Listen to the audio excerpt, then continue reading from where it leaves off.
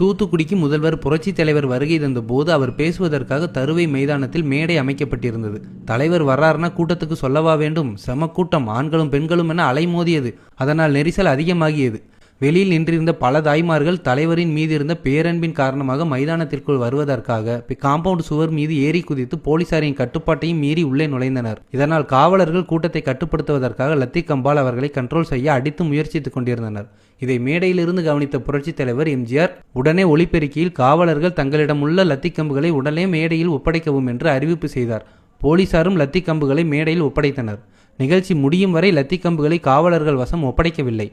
நிகழ்ச்சி முடியும் போது முதல்வர் என்ன செய்தார் தெரியுமா? கையில் ஒரு லத்திக்கம்பை எடுத்துக்கொண்டு மேடையிலிருந்து தமக்கே உரிய பாணியில் வேட்டியை மடித்து கொண்டு மக்கள் கடலின் நடுவே சிலம்பம் ஆடியவாறே மக்களை பார்த்து புன்னகைத்தவாறே தனது கார் வரை சென்று கையசைத்தவாறு விடைபெற்றார். இப்பேற்பட்ட ஒரு காட்சியை கண்ட மக்களும் பணியில் இருந்த காவலர்களும் எழுப்பிய விசில்